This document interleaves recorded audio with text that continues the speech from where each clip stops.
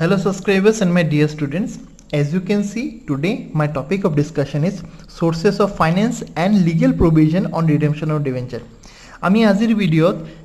যেতিয়া ডিবেঞ্চাৰ ৰিডিমশ্যন কৰে আমি কি মেথড ইউজ কৰোঁ তেওঁলোকক ফাইনেন্স কৰাৰ কাৰণে আৰু what are the various legal provisions under companies act okay সেই কথাকেইটা আমি আজি ডিছকাছ কৰিম so' let's start the video' so' if we go' by the very meaning first we have redemption out of capital আৰু সদায় মনত থবা যে it is part and compulsion from the point of organisation that organisation will give redemption. Okay, means once the share has been taken or once the debenture has been taken, it is mandatory for the point of view of the company to redeem its debenture holder. Now when it comes to the point of redemption out of capital, etu mane ki hoy company ekhon debenture redemption reserve thake ami agor video to ami discuss korisu debenture redemption reserve account ot ki kore company nijor profit kita yate jama kori thoy aru jite debenture holder redeem koribo lage teloke ei debenture redemption reserve account por telok pay kore kintu jodi he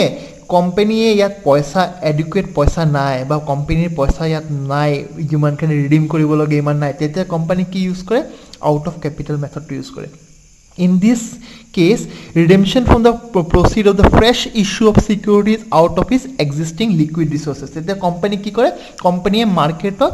নতুনকে share আৰু debenture issue কৰে তেওঁলোকৰ পৰা যি পইচাটো পাব whatever money they get from the fresh issue of securities and debenture they pay it to as a redemption so that's why it is known as redemption out of capital jetia whenever the company is going to redeem apart from the legal provision of the companies act company has to maintain debenture redemption reserve account and they have to keep here all the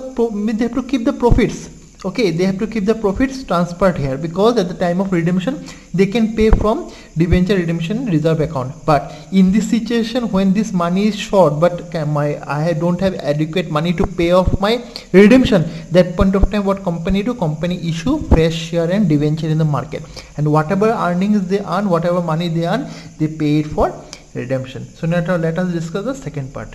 so the next method is redemption out of the profits it time profit jete ko profit to me korpa gom pa profit to me hoday statement of profit and loss account par gom pa jete ami statement of profit and loss account gom pa jete amar profit to yat thake hoy na ei profit to pura ami ki korim ami redemption korim redemption out of profit এই প্রফিটটো পৰা যেতিয়া আমাৰ এই যে গোটেই বছৰ প্ৰফিটটো হয় এন্ড এই প্ৰফিটৰ পৰা আমি ডিভিডেন্ড লৈ দিও হয় না ডিভিডেন্ড দিও তেতিয়া কি হয় আমাৰ প্ৰফিটটো কিছুমান আমি শেয়াৰ হোল্ডাৰক দি দিও কিছুমান কোম্পানীৰ হিচাপত থাকি যায় কিন্তু ইয়াতে কি হৈছে the profit are transfer from the surplus of the statement of profit and loss account to debenture redemption reserve account ইয়াৰ পৰা কি হয় আমি ডিবেঞ্চাৰ ৰিডেমশ্যন ৰিজাৰ্ভ একাউণ্টলৈ আমি ট্ৰান্সফাৰ কৰি দিওঁ যেতিয়া আমি প্ৰফিটটো ডিবেঞ্চাৰ ৰিডেমশ্যনলৈ ট্ৰান্সফাৰ কৰি দিওঁ তেতিয়া কি হয় বাকি থকা যে পইচাকেইটা বেলেগ শ্বেয়াৰ হোল্ডাৰক দিবলগীয়া থাকে যে ইহঁতৰ অকণ কম হৈ যায় কিন্তু সেইটো কাৰণে আমাৰ কোম্পানীৰ ভেলুটা লিকুইড পজিশ্যনটো এফেক্টেড হৈ নাযায় okay that means on transfer of ছাচ surplus amount okay on DDR account profit distributed as dividend may get reduced but the shareholder get the less but they get the accurate amount of dividend teloke okon paisa kom pai kintu they get the dividend so in this case what happen is that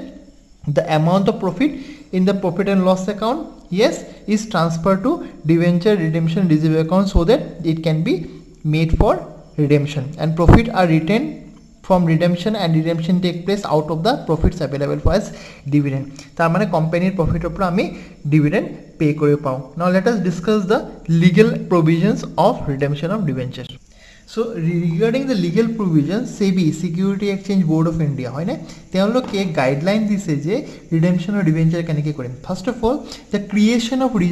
debenture redemption reserve etu ami DRR boli koisu hoy from the point of view of the SEBI it is obligatory for non convertible or convertible debenture karone hoday a creation of debenture redemption reserve to mandatory hoy secondly SEBI ei kotha koise SEBI has told that company shall create DRR equivalent to 25% of the amount of debenture issued. Suppose আমি debenture issue কৰিলো কিমান 10 lakh rupees হয় না 10 lakh rupees 25% কি মানে হৈ যাব 2,50,000 rupees আমি আগতেই yes at the time of issue only we will keep what 2 lakh rupees 2,50,000 in the debenture redemption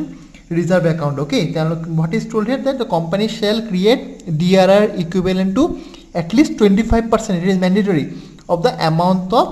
debenture issued before starting of redemption debenture যেতিয়া ৰিডিম কৰিম তাৰ আগতে 25% আমি কি কৰি থৈ দিম ডিবেঞ্চাৰ ৰিডেমশ্যন ৰিজাৰ্ভত আমি ষ্টক কৰি দিম so' that we can pay out of debenture redemption account